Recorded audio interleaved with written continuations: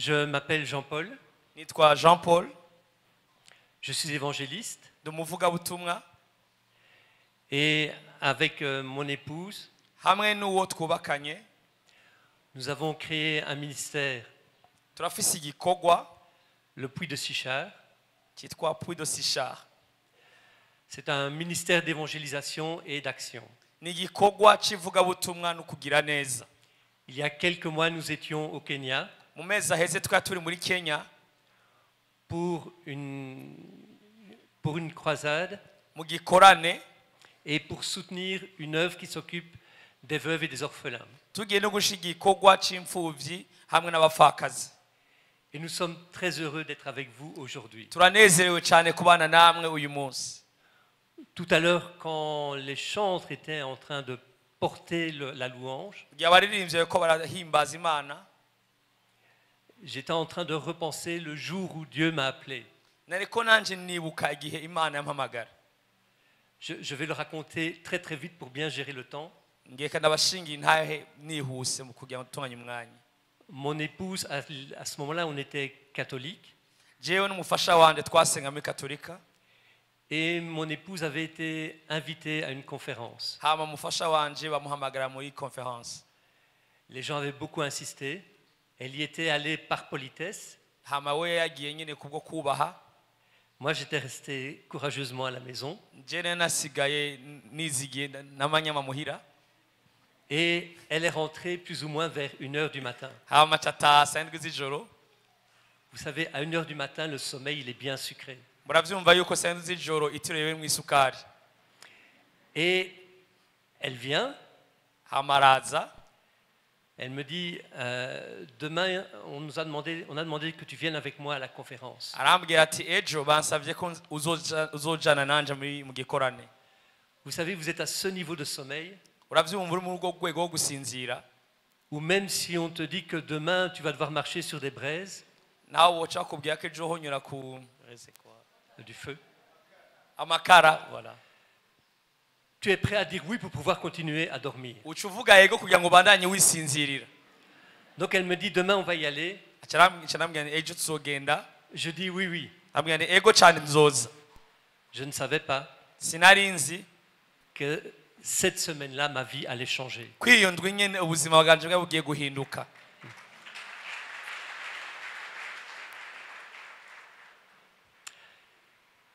Et donc, en pensant à ça, Rero ndiko ndavyiyumvira, je repensais à mon Dieu naguma nimvira ku Mana yanje qui avait prévu qu'aujourd'hui, je me tiendrais ici devant vous. yari yateguye yuko uyu munsi mpagarara imbere yanyu.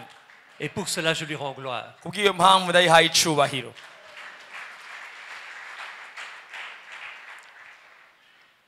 Je remercie beaucoup Apôtre qui nous a invités. Ndashimira intumwa cyane ko yaduhaye ikaze. Merci de la confiance dont vous me témoignez. Mwakoze kunyizera. Nous étions ici vendredi. Twari turi ngaha kuwa gatanu heze. Et j'ai entendu Apôtre parler. Hama narumvise intumwa ikiravuga. Et je me suis rendu compte qu'on a le même nom. Canumva dufise izina rimwe. Nous portons le même nom, celui de notre Père. Dufise izina rimwe ariryo rya data. Nous sommes enfants de Dieu. Twese turi abana b'Imana. Dans Galates 3:28, Mu Bagalatiya 3:28 il est écrit, il n'y a plus ni juif ni grec, handitse ngo nta muyahudi canke umugiriki, ni esclave ni libre, nta muja nta widegemvya, ni homme ni femme, nta mugabo nta mugore, car tous vous êtes un en Christ. kuko bose bari umwe muri Kristo Yesu. Et si Paul était là aujourd'hui, Yaza kuba Paulo yari ngaho uyu munsi, il aurait sans doute ajouté, yari kongera ko ngo il n'y a ni Muzungu ni Burundais, nta muzungu nta murundi, ni Rwandais ni Congolais, nta munyarwanda nta mukongomani, il n'y a que des enfants de Dieu. hariho abana b'Imana gusa. Et Amen. nous sommes un en Christ. Turi umwe muri Kristo Yesu. Ce matin, Uyu muri iki gitondo je voudrais vous demander de ne pas prêter attention à ma personne. ngenda basabe ntimunshireko amaso cyane, Parce que moi, je n'ai aucune importance. kuko jewe atagaciro na kamwe mfise. Je suis juste ndi gusa un outil entre les mains de mon Père. igikoresho kiri mu biganza bya data. Soyez attentifs à la parole. Mutega amatwi cyane ijambo ry'Imana. Et j'irai même plus loin. Ndaza kugera kure. Si vous ne retenez pas grand-chose, Mutakira ikintu kinini, retenez au moins les versets. muze kusigarana ivyanditswe. Parce que les mots que je vais dire peuvent expliquer les versets. Kuko amajambo mvuga arashaka gusigura ivyanditswe. Mais les versets peuvent changer vos vies. Ariko ivyanditswe bifite ubushobozi bwo guhindura ubuzima bwanyu. La parole de Dieu, Ijambo ry'Imana, elle est là pour changer nos vies. rihari ngo rihindure ubuzima bwacu. Pour que nous soyons transformés. Kugira ngo duhindurwe. Apôtre a dit prier au moins 15 minutes par jour. Intumwa yavuze ngo musenge n'iburi buri minota 15. Chaque fois que nous prions, Igihe cyose dusenga, c'est une lumière qui s'allume. n'umuco uba watse. Et notre monde Maze isi yacu est rempli de ténèbres. yuzuye umwijima. Et il a besoin de lumière. Irakeneye umuco. Alors prions, Rero dusenge, prions dusenge pour allumer ces lumières. kugira ngo twatse uwo muco.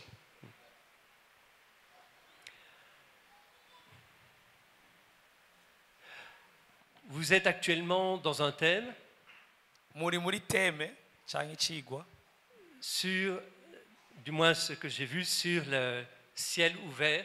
cyo ijuru ryuguruye. Et j'ai beaucoup apprécié ce que j'ai entendu vendredi. Narakunze cyane ibyo numvise kuwa gatanu. C'était vraiment des paroles fortes. Yari amajambo akomeye. Mais j'aurais envie de dire que en amont, Nagira mvuge ngo il faut la foi mu ijambo rimwe bisaba kwizera pour que le ciel s'ouvre. kugira ngo ijuru ryuguruke. Il faut d'abord croire que Dieu peut le faire pour moi. Bisaba ko wizera ko Imana ishobora kubigukorera. Beaucoup de gens savent que Dieu peut faire des choses. Abantu benshi barazi ko Imana ishoboye gukora ibintu.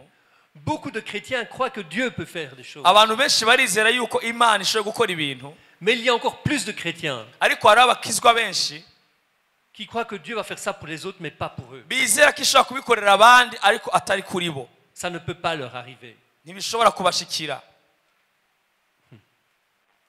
Avoir la foi, Kugira ukwizera c'est aussi croire que Dieu peut ouvrir le ciel pour moi. ni ukumenya yuko Imana ishobora kugura ijuru ku bwanje.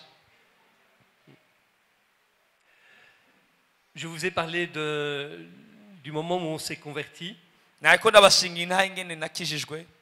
Je crois que le jour même de notre baptême, Nizera ko uwo munsi nabatijwe on a commencé à nous parler du plan de Dieu sur notre vie. batanguye kutwigisha umugambi w'Imana ku buzima bwacu. Et quand j'entendais certaines personnes parler, Uko numviriza abandi bantu beko baravuga, je comprenais que c'était eux qui avaient un plan sur ma vie. naca numva umenga nibo bafise umugambi kuri jewe. Pourtant, Dieu a bien un plan sur vos vies. Ariko by'ukuri Imana irafise umugambi ku buzima bwawe. Dans Jérémie, il est écrit, Muri Yeremiya haravuga ngo car je connais les projets que j'ai sur votre vie. koko nzi ivyumviro nkwiyumvirako. Projets de paix et non de malheur. Ni imigambi y'amahoro si umubabaro. Alors oui, Dieu a un plan sur nos vies. Rero ego Imana irafise umugambi ku buzima bwacu. Il a une vision extrêmement précise Irafise iyerekwa ryumvikana ku buzima bwawe. pour chacun d'entre nous ici. Kuri buri muntu wese ari muri iki kibanza. Il n'y a personne qui échappe à son regard. Nta muntu n'umwe ari kure y'ijisho ryiwe.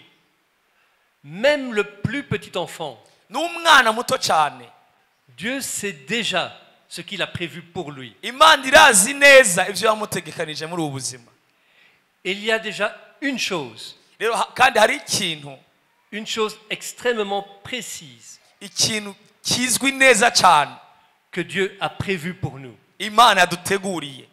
On va lire Jean, Tugira dusome ubutumwa bwiza bwa Yohana chapitre 6, igice cya 6 les versets 28 et 29. umurongo wa 28 na 29. Je peux lire en kirundi? Oui. Okay. Yohana 6:28.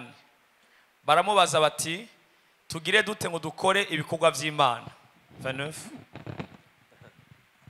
Yesu nawe arabishura ati igikorwa cy'Imana ngiki nuko mwizero yatumye.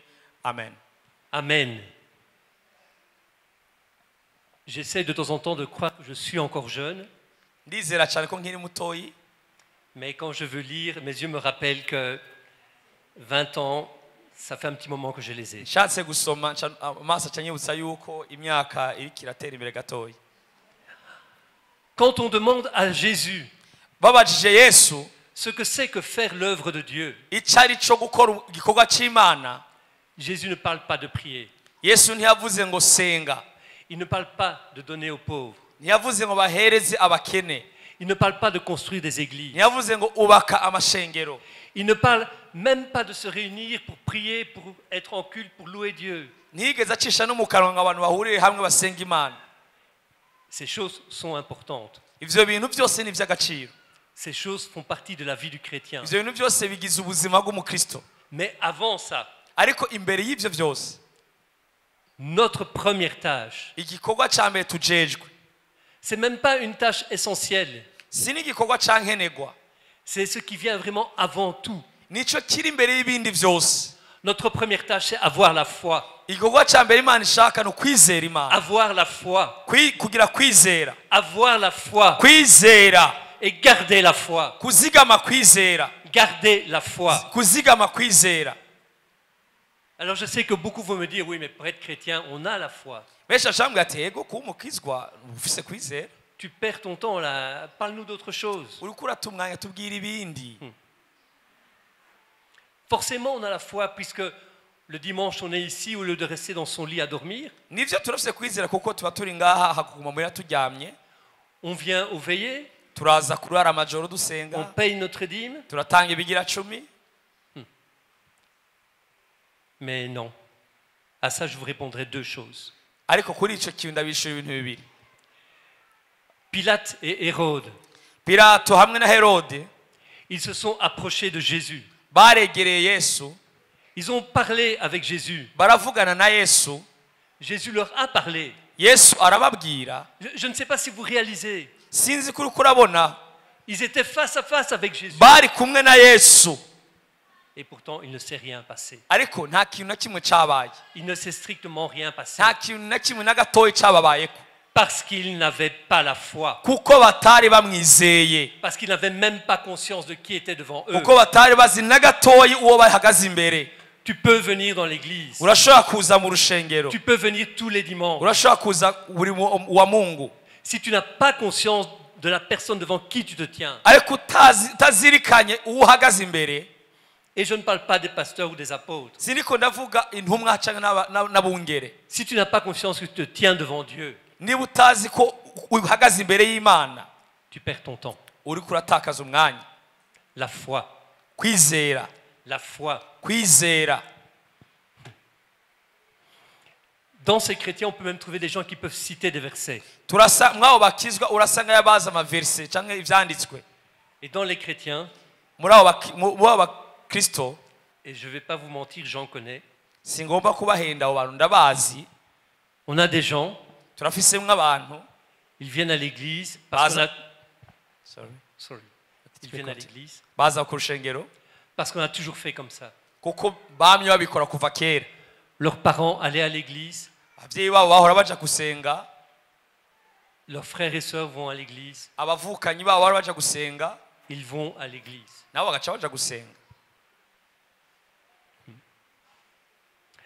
Il y a quelques années, Harashize imyaka on est rentré avec Chantal dans une église. nagendanye n'umudamu wanje mu ishengero, C'était une église catholique, ryari ishengero rya Katolika, mais ça n'a pas vraiment beaucoup d'importance. ariko ivyo nta gaciro bifise cyane.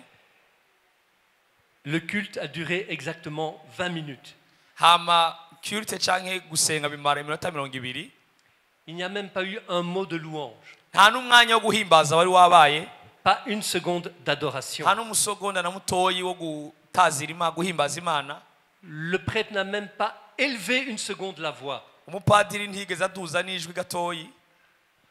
On est sorti comme on est rentré, Twaciye dusohoka nk'uko twari twinjiye, parce qu'il n'y avait pas la foi. kuko atakwizera kwari guhari, Parce qu'il n'y avait pas la foi. kuko atakwizera kwari guhari. Si tu n'as pas la foi, Niba udafise kwizera, tu viens le dimanche en culte, uraza kuwa Mungu gusenga, et tu ressors exactement comme tu es entré. hama ugaca usubira muhira nk'uko wari waje Tu n'as rien reçu. nta kintu na kimwe wakiriye. La foi, ce n'est pas les habitudes. Kwizera si ukumenyera.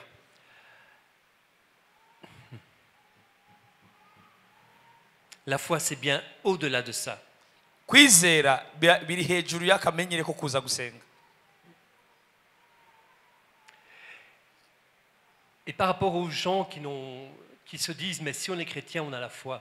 Dufatiye ku bantu bavuga bati niba turabakizwa burya natwe turizera. Je voudrais ajouter une deuxième chose. Ngoma nongere ko ikintu ca kabiri. On va lire 2 Timothée, Tukadusome Timotheo wa kabiri chapitre 4, le verset 7. igice ca 4 umurongo w'indwi. Nagwanye intambara nziza narangije urugendo nazigamye ukwizera. Pouvez lire là-bas. Pouvez lire ici, c'est très Okay. facile. J'ai combattu le bon combat, j'ai achevé la course, j'ai gardé la foi. Nagwanye intambara nziza narangije urugendo nazigamye ukwizera. Paul, Paulo cet apôtre exceptionnel, ni intumwa idasanzwe. il a fondé des églises. Yashinze amashengero. Pas une, pas deux, mais de nombreuses églises. Atari rimwe canke abiri ariko amashengero menshi. Il a baptisé des milliers de personnes. Yabatije ibihumbi by'abantu. Il les a enseignés, il les a guidés. Arabigisha arabayobora. Le Nouveau Testament, Isezerano rishasha c'est lui qui en a écrit la plus grande partie. niwe yanditse ivyete byinshi. Ces lettres aujourd'hui encore, c'est elle qui nous guide. Amakete yanditse n'uyu munsi niyo aturongora. Il était tellement convaincu qu'il devait annoncer l'évangile Yari yaremejwe neza cyane ko atezwa kuvuga ubutumwa bwiza. qu'il n'a pas hésité à aller là où on allait se moquer de lui Ntiyigeze atinya no kugenda aho bamutwenga pour annoncer l'évangile. kugira avuga ubutumwa bwiza. Et pourtant, Ariko quand il arrive à la fin de sa vie, ageze mu iherezo ry'ubuzima bwiwe il ne se glorifie pas pour ses œuvres. ntiyigeze yishimira ivyo bikorwa yakoze. Il ne dit pas merci Seigneur parce que j'ai pu baptiser beaucoup de gens. Ntiyavuze ati Mana urakoze ko nabatije abantu benshi. Il dit merci Seigneur parce que j'ai gardé ma foi. Aravuga ngo warakoze mwami ko nazigamye kwizera. Merci Seigneur parce que j'ai gardé la foi. Warakoze mwami ko nazigamye kwizera. La foi, c'est un combat. Ukwizera ni ntambara. Et la garder, ce n'est pas facile. Kandi kukuzigama ntivyoroshe. C'est pour ça que notre premier travail de chrétien, Niyo mpamvu igikorwa ca mbere c'abizera c'est garder et avoir la foi. zigama ukwizera kwawe. Et une manière de voir votre niveau de foi, Kandi uburyo bwiza bwo gupima ukwizera kwawe c'est d'examiner vos prières. nukuraba uburyo usenga. On va les lire 3 textes. Tugiye gusoma ivyanditswe bitatu. Le premier, c'est dans 2 Samuel, Tugiye gusoma Samuel wa kabiri chapitre 10, verset 12. igice ca 10 umurongo wa 12. 2 Samuel, chapitre 10, Samuel wa verset 12. kabiri igice ca 10 umurongo wa 12. C'est déjà projeté ici. Sois ferme et montrons du courage pour notre peuple et pour les villes de notre Dieu, et que l'Éternel fasse ce qui lui semblera bon. Nuko shira ubwoba tugwane kigabo tugwanira ubwoko bwacu n'ibisigara by'Imana yacu nawe uhoraho arakora icyo ashima. Amen. On va les lire Jonas 2, Tugiye gusoma Yona kabiri les versets 3 et 4. umurongo wa gatatu n'uwa kane. Il dit, dans ma détresse, j'ai invoqué l'Éternel et il m'a exaucé. Du sein du séjour des morts, j'ai crié et tu as entendu ma voix. Kuko wantereye ibwina muri nyina mu kiyaga umwuzure wantaye hagati imipfunda yawe yose n'imikuba yawe yose byarandengeye. Tu m'as jeté dans l'abîme, dans le cœur de la mer, et les courants d'eau m'ont environné.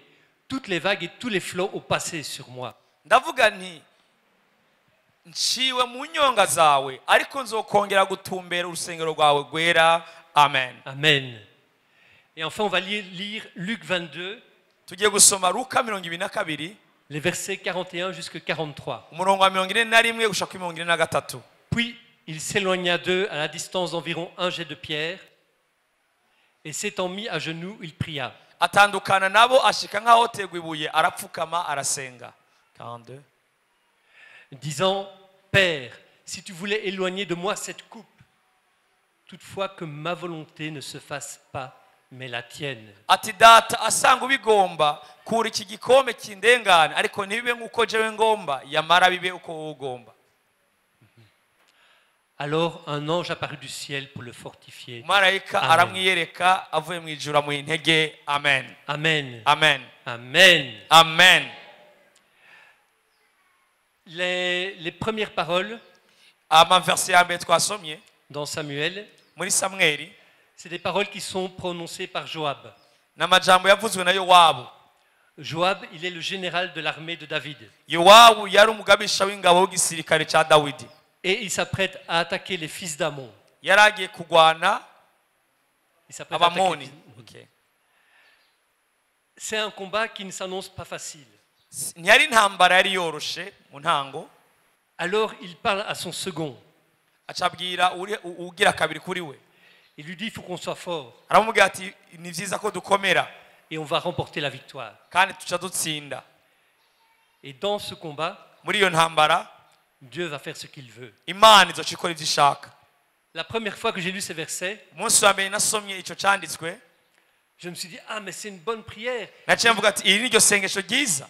Il ne cherche pas à imposer sa volonté à Dieu. Ariko arabwira Imana ubugombe bwiwe. Et puis j'ai relu ces versets Je ndasubira kandi ndasoma ico canditswe parce qu'il y avait quelque chose qui me dérangeait. kuko hari ikintu cyariko kirangora. Et c'est là où j'ai compris que dans ces phrases, Niho naciye ntabwo yuko mu majambo yiwe Joab est en train de dire, Yowabu yereka aravuga ngo on doit compter sur notre force, tugomba gukoresha ingufu zacu mais on ne doit pas compter sur Dieu. mugani tugomba gushyira ingufu ku Mana. Quand je commence à prier Iyo ntanguye gusenga, en disant, Seigneur, fais ce que tu veux, iyo mvuga nti Mana kora ibyo ushaka, en fait, je ne compte pas vraiment sur Dieu. aho simba ndiko ndashira umutima ku ngufu z'Imana. Et malheureusement, il y a beaucoup de chrétiens comme cela. Kandi birababaje hariho abakizwa benshi bameze gutyo, Des chrétiens qui sont des Joab. bameze nka Yowabu. Ils peuvent prier, Barashobora gusenga mais face à un problème, ariko bageze imbere y'ikibazo ils vont compter sur leur force, baca bakoresha ingufu zabo, sur leur argent, amahera yabo, sur leurs amis, abagenzi babo, sur leur famille, imiryango yabo, mais pas sur Dieu. ariko ntibizere Imana. C'est exactement ces personnes Abo nibo bantu qui se disent que, oui, pasteur, l'apôtre nous a parlé du ciel qui va s'ouvrir. nivyo intumwa yatubwiye ko ijuru rigiye kuguruka, Mais ça, c'est des histoires de pasteurs. ariko izo ni inkuru za pasiteri. Ça, c'est pour eux. Ivyo ni ivy'iwabo, C'est pas pour moi. ntibindaba ivyo. Joab pouvait parler ainsi Yowabu nikwiye gushobora kuvuga parce qu'il n'avait pas la foi. kuko atari yizeye Imana. Pourtant, Joab va remporter la victoire. Kandi Yowabu yaratsinze urugamba, Mais Joab a remporté la victoire parce qu'il était sous l'onction de David. ariko Yowabu yatsinze urugamba ko yari munsi y'amavuta ya Dawidi. Et David avait la foi. Dawidi we yari afise kwizera. Quand Dieu lui donne la victoire, Igihe Imana yamuha gutsinda, c'est à David qu'il donne la victoire. yayihaye Dawidi, Ce n'est pas à Joab. yayihaye Yowabu. Amen. Amen. La deuxième prière, Isengesho rigira kabiri c'est celle de Jonas. ni rya Yona. Et là, on voit qu'on monte dans la foi. Turabona ingene umuntu aduga mu kwizera. Jonas, Yona il a refusé de faire la volonté de Dieu. yanse gukora ubugombe bw'Imana, Et il se retrouve dans la bouche d'un poisson. aca asanga ari mu nda y'ifi. Pour lui, il n'y a aucune issue. Kuri we nta nzira n'imwe yo gusohoka yari afise. Et pourtant, Ariko quand il commence à prier, atanguye gusenga il dit quoi? Seigneur, aravuga ati mwami tu m'as exaucé. waranyishuye. Il est encore dans la bouche du poisson. Aracari kandi mu nda y'ifi, Il est encore dans les problèmes. aracari mu ngorane, Mais plutôt que de se plaindre, ariko hakwidodomba, il rend gloire à Dieu. ariko arahesha Imana icubahiro. Quand vous êtes capable dans les problèmes de rendre gloire à Dieu, Igihe cyose ushoboye guha Imana icubahiro mu ngorane zawe, vous êtes déjà à un niveau de foi élevé. wamaze kugera ku rwego rwo hejuru rwo Vous avez kwizera. déjà une foi puissante. Usa ukwizera gukomeye, Parce que même dans les problèmes, kuko no hagati mu ngorane vous savez que Dieu est là. urazi ko Imana ihari. Amen. Avuga amen nziza. Jonas sait qu'il est fautif. Yona yari abizi ko yakoze amakosa, Il a refusé d'aller à Ninive. yanse kuja i Ninewe. Ninive, c'est une ville où il sait qu'il y a le péché. Ninewe arazi ko ari igisagara cyakoze ibyaha, Et Ninive, il sait que c'est une ville qui est ennemie d'Israël. cyari igisagara ca nkana y'abisirayeli. Jonas, c'est un peu comme ce chrétien. Yona yari ameze nk'aba bakizwa, Tu es assis dans l'église, wicaye mu ishengero, tu es là bien pour prier. urahari kandi uriko urasenga, Et puis tu vois celui-là qui arrive. urabona uwundi muntu aje, Celui-là qui t'a créé des problèmes, mais wa wundi yagutera ibibazo byinshi, des niveaux de problèmes là. Non. bya bibazo bya biri bisaza umutwe. Si Dieu pouvait fermer les yeux 5 minutes, Imana yofunga amaso gatoya, tu t'occuperais de lui toi-même. jewe noraba ikintu namukorera. Et cette personne, Hama uwo muntu elle rentre dans l'église. ukazona yinjiye mu rushengero n'ukuri kw'Imana, Toi, tu es même prêt à sortir. wowe ugomba gusohoka. Mais Jonas, Ariko Yona parce qu'il a refusé d'aller parler, kuko yanse kuja kubwira ico gisagara bankana, il a refusé d'aller à Ninive, yanse kuja ininewe, Dieu va le punir. Imana ihitamo kumuhana. C'est aussi une leçon pour nous. Ico ni cigwa kuri twebwe. Si tu n'es pas capable de pardonner à cette personne, Niba udashoboye kubabarira uwo muntu, comment crois-tu que Dieu va te regarder? ni gute nawe wizera yuko Imana ishobora kuzigama? Mais ce n'est pas ça le propos aujourd'hui. Ariko sivyo naje kuvuga uyu munsi. La prière de Jonas, Isengesho rya Yona on sent qu'elle est déjà pleine de foi. turumva ko ryuzuye ukwizera kunini. Mais nous, chrétiens, Ariko twebwe abizera, notre modèle, ce n'est pas Jonas. si nitwigira kuri Yona, Notre modèle, il a un niveau supérieur. uwo turabirako ari ku rundi rwego rwo hejuru. Quand Jésus prie dans le jardin de Gethsémani, Igihe Yesu yasenga i Getsemane, vous savez, quand je lis cette prière, murazi iyo ndiko ndasoma iri sengesho, j'ai seulement envie de poser le micro et de me mettre à pleurer. nca numva noshira mikoro hasi hama nca niririra. Jésus vient devant son Père. Yesu araza imbere ya data. La première chose, c'est que Jésus, il sait que ce qu'il attend. Icambere nuko Yesu yarazi neza ibimurindiriye. Il sait exactement toutes les étapes par lesquelles il doit passer. Yarazi neza ibihe bigoye yaragiye gucamo.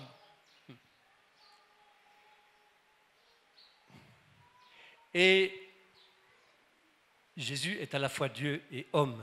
Kandi Yesu afite igihande cy'ubumana kandi akaba n'umuntu. Et dans l'homme, il y a la peur. Mu muntu rero hari ubwoba. Mais face à cette difficulté, Ariko imbere y'ico kibazo, vous savez, parfois quand on est face à un problème, kenshi iyo turi imbere y'ikibazo, on a tendance à s'enfermer, à ne plus vouloir voir personne. turafise ukuntu ko kwinyegeza ntidusuye kubona abandi, tukiyugarana. Il y en a qui vont aller marcher loin pour être sûr de ne croiser personne. Hari abantu baca atanga no guhindura amabarabara ntose guhura n'abantu. D'autres vont s'enfermer dans une pièce. Abandi bagaca baguma mu nzu bakiyugarana ntibasohoke. Et il ne faut surtout pas les déranger. Kandi kirazira kugora abantu nk'abo. Mais Jésus nous dit, quand tu as un problème, Ariko Yesu nawe yaratubwiye ngo igihe ufise ikibazo, va devant Dieu. genda imbere y'Imana. Ça te dépasse. Birakusiga byakurengeye.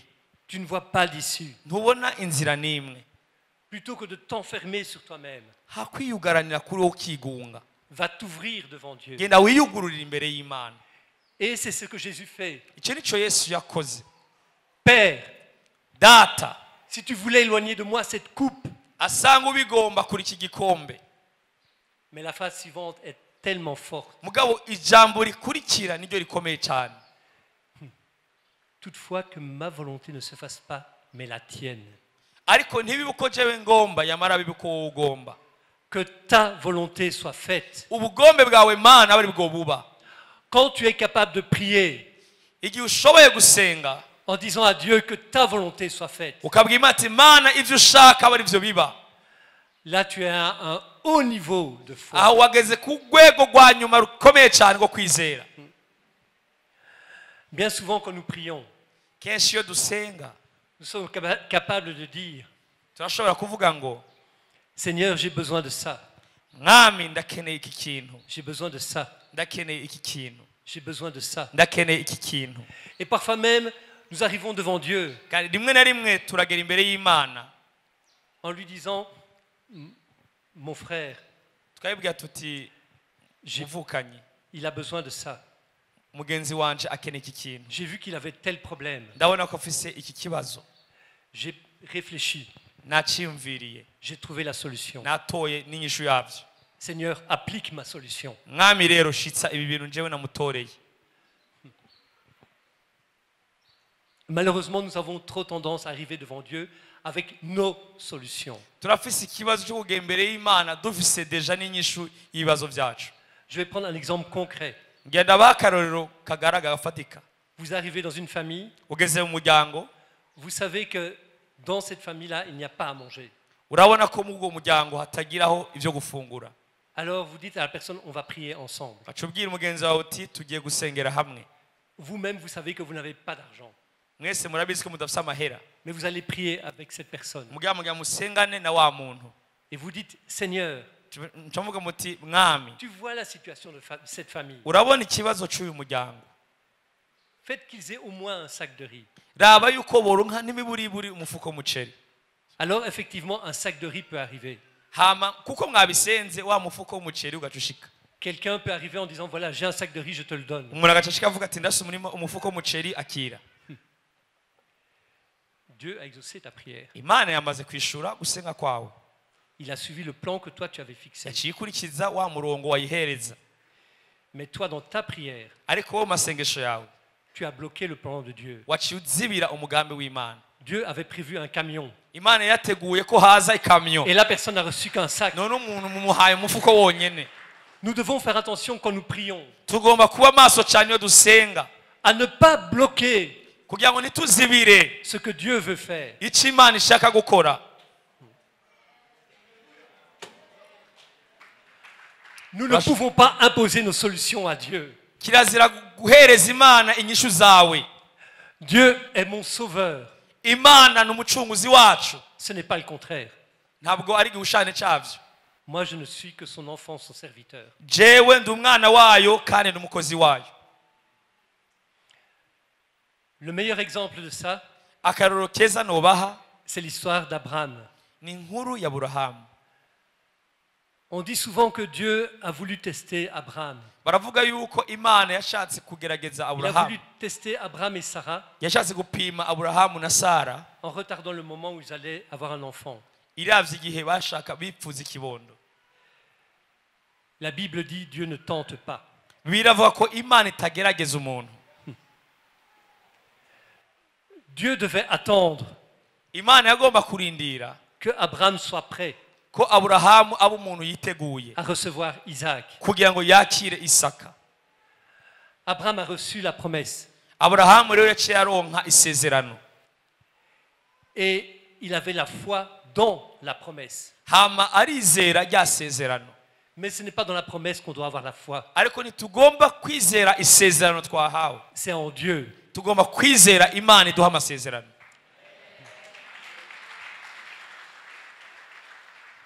Ce n'est que lorsque Abraham a déplacé sa foi sur Dieu rero igihe Aburahamu yashize ukwizera kwe mu Mana, que Dieu l'a exaucé. icyo nico gihe yaciye ahabwa umwana yari yiteze. Que ta volonté soit faite. ubugome bwawe Mana bube.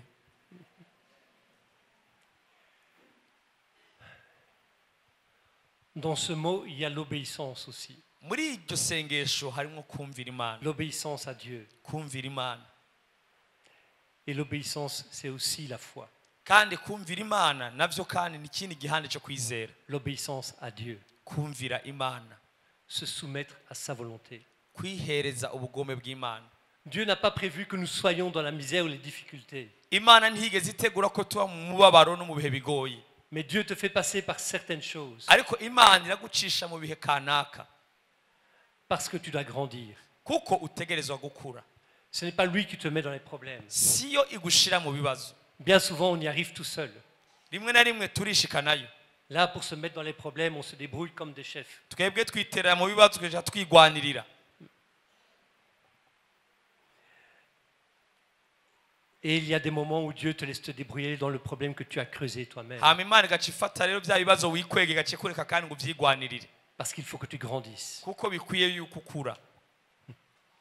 La foi, Kwizera c'est pouvoir se mettre devant Dieu ni ukuza imbere y'Imana et lui dire, Seigneur, je te fais confiance. ukavuga ati mwami ndakwizeye, Je m'en remets à toi car j'ai confiance en toi. ndakwihaye wese kuko ndakwizigiye. Il y a, je vous ai dit qu'on était allé au Kenya nari nababwiye ko twagiye muri Kenya, et je dois vous avouer que le dernier jour de la conférence, nagiye ndababwiza ukuri yuko umunsi wa nyuma on w'igikorane était très fatigués twari turushe cyane, et on avait tout préparé, j'avais tout préparé. hama nari nateguye ibintu byose. Je suis quelqu'un qui aime bien quand j'ai bien préparé la parole. Ndi umuntu nkunda gutegura neza ijambo ry'Imana, Parce que lorsque je prépare une parole, la première personne que j'enseigne, c'est moi. kuko iyo ndiko nategura rya jambo ry'Imana umuntu nigisha wa mbere ni jewe. Alors j'aime bien prendre le temps de préparer cette parole. ndafata umwanya mwiza wo gutegura rya jambo ry'Imana. Et ce jour-là, uwo munsi rero il est pratiquement 23 heures. hari saa 5 z'ijoro, Le lendemain, je dois prendre la parole mu gitondo nagomba guca nigisha, et Dieu me donne un verset maze Imana impereza icyanditswe qui n'a rien à voir avec ce que j'ai préparé. ata kintu na kimwe bihuriyeko n'ibyo nateguye. Et je dis, Seigneur, je suis fatigué. ndabwiye Imana, Imana urabona nanjye ndarushe, J'ai pris le temps de prier quand même pour cette parole de demain. nari nafashe umwanya wo gusengera ijambo rizokwigishwa ejo. Et j'ai voulu jouer Jonas. nshaka kumera nka Yona, Je suis arrivé devant l'église avec ma parole. cyangera imbere y'ishengero ntwa bya byanditswe byanje. Au premier rang, ku murongo wa mbere il y avait 3 personnes. hari abantu batatu Elles dormaient. bari bisinziririye. Et apôtre pourra vous confirmer, quand vous prêchez devant quelqu'un qui dort, c'est difficile. intumwa irabizi yuko urabwira ubutumwa bwiza umuntu asinziriye nawe uca usinzira. Ce jour-là, j'ai compris que je ne devais pas jouer avec Dieu. uwo munsi naciye menya yuko ntakwiye gukina n'Imana. Ce matin, hier, j'ai préparé. ejo rero narateguye, Et ce matin, quand je priais, Dieu m'a demandé, et si je changeais? ndiko ndasenga Imana kirambwira ati none nk'ubu naho noca mpindura.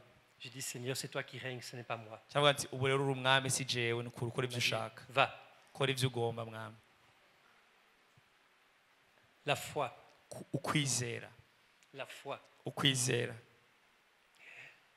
Si vous avez la foi, nimba mufise ukwizera, une foi sincère, ukwizera k'ukuri, alors vous serez capable de prier muzoca rero musenga neza un quart d'heure, iminota 15, une demi-heure, iminota 30, une heure, isaha yose, dans la voiture, mu modoka, à la maison, muhira, au travail. ku kazi, À tout moment, vous pourrez prier. buri mwanya wose muzoshobora gusenga. Vous serez capable de vous approcher de Dieu, muzoshobora kandi kwegera Imana, de donner aux pauvres, muhereze abakenya, de confesser le nom de notre Père. mwature izina ry'Imana yacu. Alors vous verrez le ciel ouvert. icyo gihe muzoca mubona rero ijuru ryugurutse. Et pour ceux qui sentent qu'ils ont une foi trop petite, kuri abo bantu bibaza ko bafise ukwizera gutoya, je vais terminer par un verset. ngira mpereze ku cyanditswe C'est dans Romains 10, 17. Abaroma 10:17. Ainsi, la foi vient de ce qu'on entend, et ce qu'on entend vient de la parole de Christ. ni ukukwemera kuva ku kumva n'ukumva kuzanwa n'ijambo rya Kristo, ijambo ry'Imana, La parole de Dieu. ijambo ry'Imana, La parole de Dieu. ijambo ry'Imana. Si vous sentez que vous avez une foi trop petite, niwumva ko ufise ukwizera gutoya, si vous sentez que vous devez muscler votre foi, niba wumva woterura ivyuma vy'ijambo ry'ukwizera kwawe ugakomera mu kwizera, ouvrez la Bible. zingura ijambo ry'Imana, Lisez, risome, lisez, risome, lisez. risome, Pas seulement le dimanche, atari kuwa Mungu gusa, pas seulement lors des veillées, atari ku mu gihe cyo kurara imbere y'Imana, chaque jour. buri munsi, Même si c'est seulement un verset. naho coba ari cyanditswe kimwe. Quand vous prenez votre temps pour prier, nimwafata umwanya munini wo gusenga, organisez votre quart d'heure. fata ya minota 15 yawe, Lisez un verset. soma icyanditswe kimwe, Méditez. cyiyumvire ko kirimbure, vous allez voir votre foi grandir. uzoca ubona ukuntu kwizera kwa gutangura gukura Parce que la foi vient de ce qu'on entend, et ce qu'on entend vient de la parole de Dieu. kuko kwizera kuzana no kumva kandi kumva ijambo ry'Imana. Que Dieu vous bénisse abondamment. Imana ibahezagire cyane. Merci beaucoup. Que Dieu te bénisse aussi. Okay. Père très saint, je te rends grâce. Data wera ndaguhaye icyubahiro. Je te rends grâce pour ce moment que tu nous as donné. Ndagushimiye kuri aka kanya waduhaye. Je te rends grâce pour cette assemblée. Ndagushimiye kubwira ikoraniro. Nous nous tenons devant toi ce matin Duhagaze imbere yawe muri iki gitondo. et nous te disons, Kandi turakubwira ngo viens au secours de notre foi. ingo utwongereze kwizera. Oui Seigneur, nous croyons, Mwami turizera. mais nous sentons souvent que notre foi est trop petite. Twese ariko mwami ukwizera kwacu kwacari guto. Aide-nous à faire grandir notre foi. Dufashe gukuza ukwizera kwacu. Tu nous as donné tout ce dont nous avions besoin. Waraduhaye ibintu byose twifuza muri ubu buzima. Mais bien souvent, nous sommes incapables de l'utiliser. Ariko byaratunaniye gukoresha. Alors Père, None data, ouvre nos cœurs, ugurura imitima yacu. ouvre les yeux de notre esprit, Ugurura amaso y'imhemu zacu.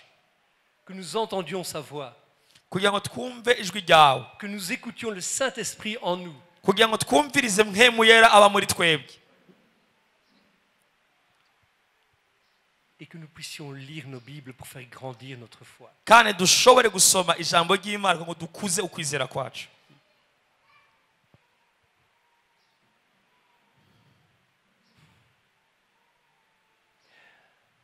Tu as recommandé à ton peuple Wabwiye ubwoko bwawe de lire régulièrement ta parole. kugira ngo risome buri munsi ijambo ryawe.